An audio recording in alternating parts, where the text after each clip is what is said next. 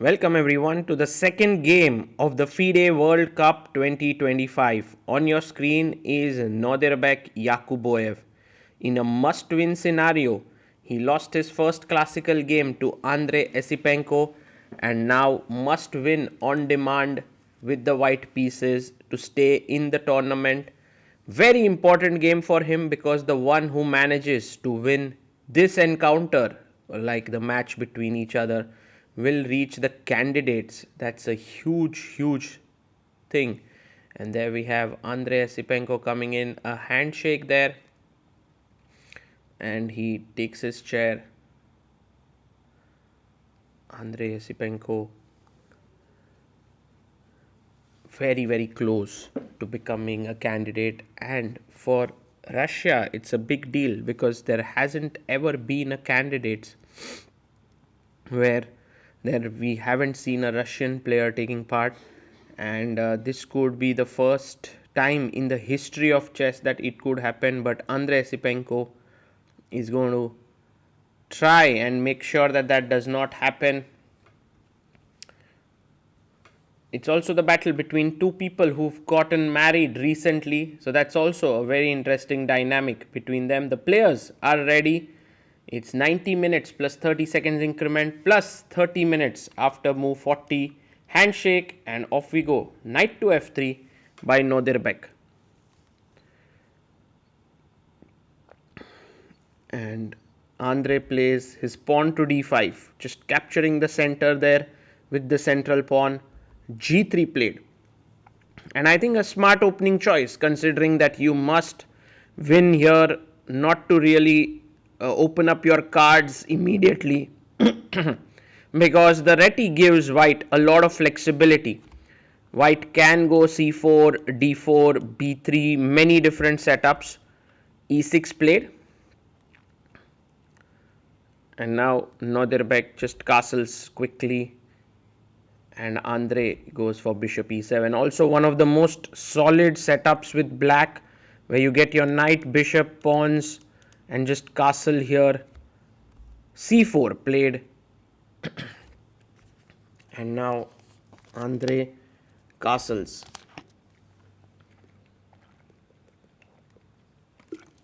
Now the two main moves in this position for white are b3 and d4, but Nordirbek goes d3, slightly offbeat approach, and I think trying to just confuse Andrey.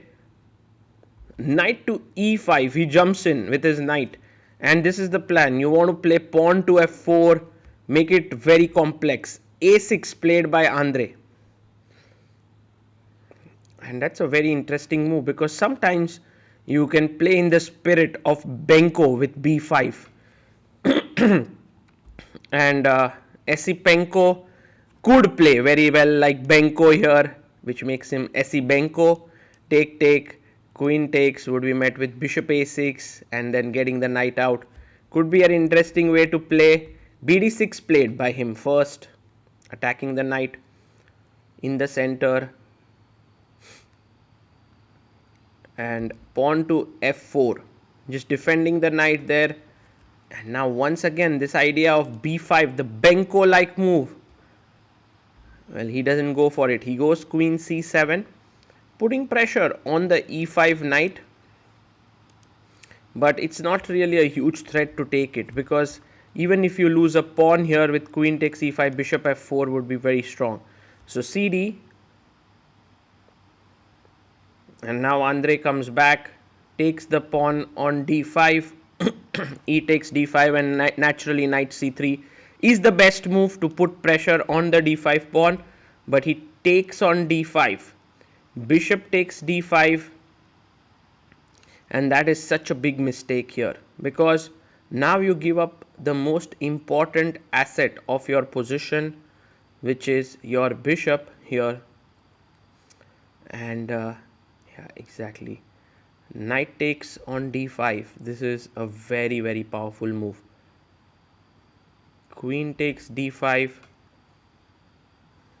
and now you go very powerful move, which is b5. What a move by Andrey Esipenko. In the spirit of Benko, Andrey Esibenko.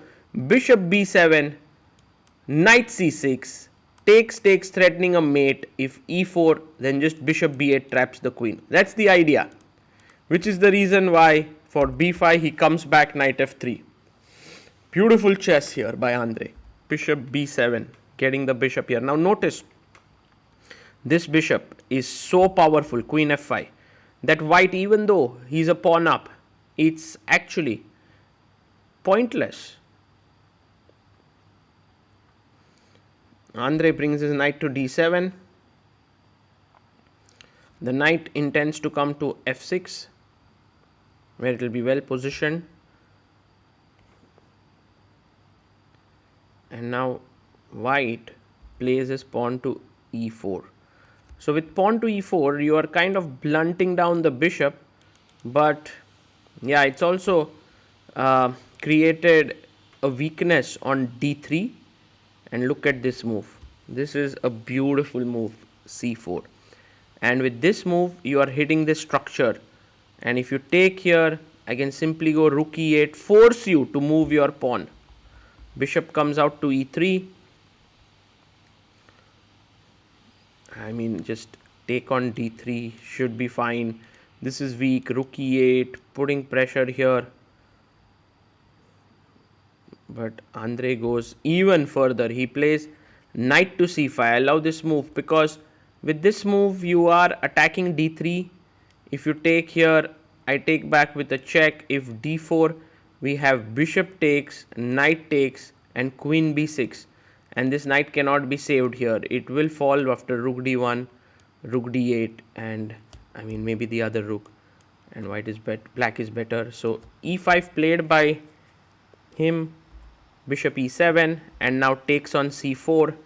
But guys, did you notice this? Look at this bishop here. It's just amazing on b7. For one pawn, if you get such a bishop, you should be ready to give up that pawn every single time. Knight comes to d2, attacking the pawn on c4.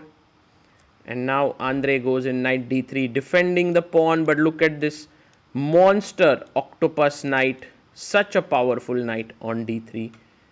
Pawn to h4, making some space for the white king to settle down on the h2 square.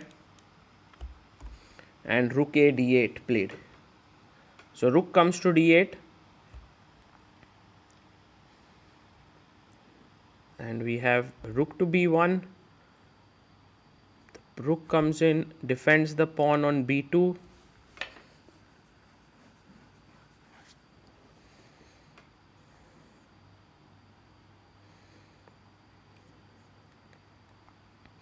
And now we have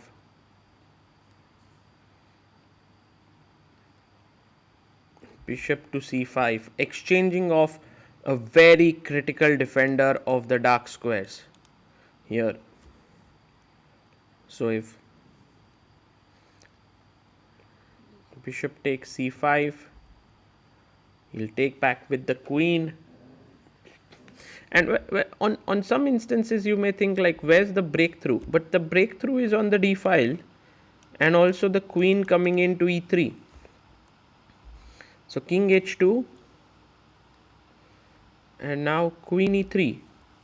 And look at this, the rook is here, the bishop is here, the knight controls all the important squares. He goes g4. Well, now there can be many ways to win. Knight takes f4 is one decent try. I mean, if you take here, because this is hanging, he may want to take on c4 there. But look at this move, knight to c1. I love this move, absolutely stunning. Blocking the rook. If you take on c4 now, queen e2 check does the thing with rook d1 coming in. And yeah, if you take rook takes c1, I'm just going to sack on d2, which is what he does.